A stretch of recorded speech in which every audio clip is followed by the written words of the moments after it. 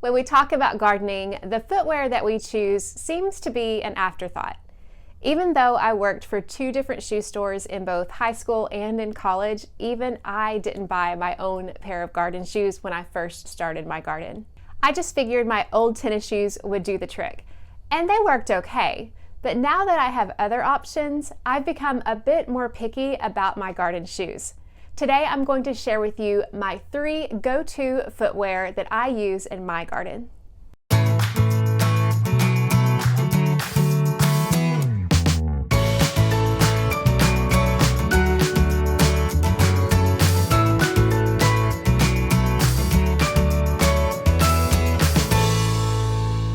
The first pair of shoes that I use quite a bit are my slip-on sloggers, and I've had I think 2 or 3 pairs of these over the years, and I still use them all. They work really, really well. What I like most about these is that these are perfect for quick trips outside. If I am going outside to my garden and I don't have a whole lot that I have to do all at once, I love to just be able to slip on these shoes for quick trips.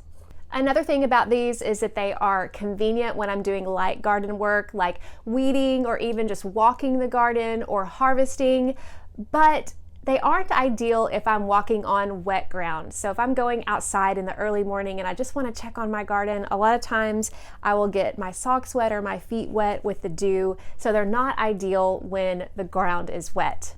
The good thing about these when working in the garden in the summer is that they are cooler than something like a boot, but they do get a little bit hot whether you wear socks or you just wear your bare feet.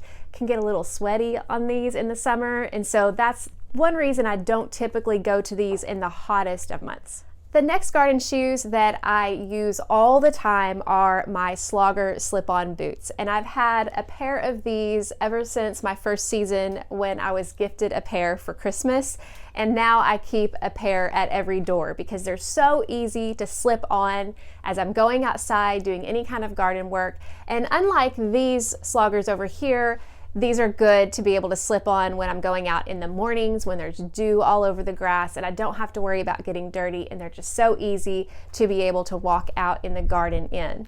They're especially good in the early spring when we get a lot of water and we have a lot of water puddles and things like that, and I'm able to work in the garden not having to worry about the mud splashing up on me or getting my feet wet and muddy. So I definitely use these more in the spring, in the fall, in the winter.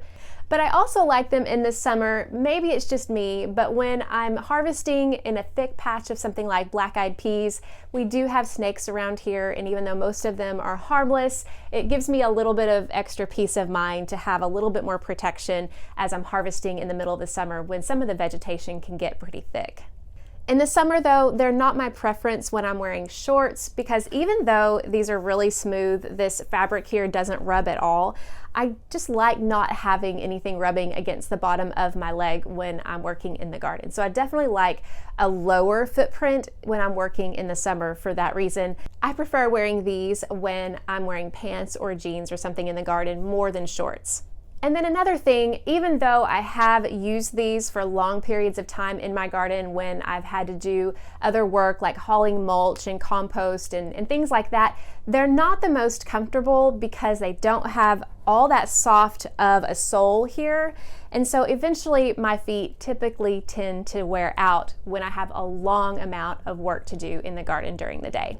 But overall, I do use these and love these in my garden for those specific tasks. As I mentioned before, I have used tennis shoes in my garden, especially for long periods of time when I'm working in my garden, and I really didn't think a whole lot about it until Kujo Yardwear sent me these yard shoes to try, and you can tell they are not clean because they have been used.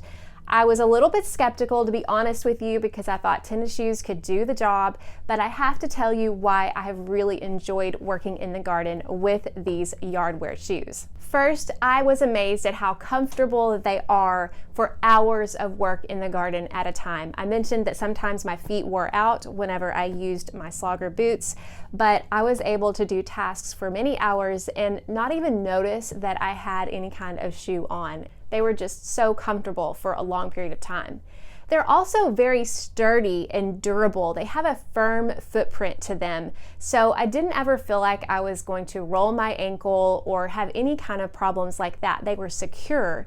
And that's something that I hadn't ever really experienced in a shoe in the garden until I wore these. And I don't think that I'll ever change and go back to tennis shoes after experiencing that. But the good thing about these is that they're not just for garden use. In fact, they're really good for your regular landscaping tasks like mowing and weed eating. They power through all of that just fine. Now, I mentioned about the Slogger shoes that I really like them because they're easy to slip on if I want to walk my garden, but the problem is that if I'm walking my garden in the morning in the dew, and especially in the summertime when I'm trying to get out in my garden early before it gets too hot, I want to be able to start working in my garden before the dew burns off. These are water resistant up to about here, which is really all that I need in a shoe. I'm not going to be going and stepping into lots of mud puddles when I'm working in my garden, but just that extra protection of being water resistant on this bottom has made a huge difference and it has allowed me to be flexible at when I can go in the garden without worrying about getting my feet wet and soggy. Now, the only thing about these as compared to the other Sloggers is that they're not as easy to slip on, so they're not as convenient for quick trips in the garden. So I'm still usually going with one of these other two if I'm wanting to go outside just for a quick trip. But like I said, if I'm going out to work in the garden for any period of time, these are the ones that I am going toward. I will say that when I first got them out of the box, they seemed to be a little bit stiff, but after just a couple of days of wearing them, they started conforming to my feet in a way that I knew would make them perfect for the long term for me. I have to admit that after using slip-ons, boots, and tennis shoes for 8 seasons, I was a bit skeptical about whether I'd like the Kujo yard shoe. But after spending the spring wearing it for many of my garden tasks and hours in the garden at a time, it is my go-to shoe when I'm working in the garden for longer than just a few minutes. Even though Kujo is sponsoring this video and sent me these shoes to try, I didn't even consider sharing them with you until I had had a good amount of time to test them in my garden and make sure it's something that I would recommend.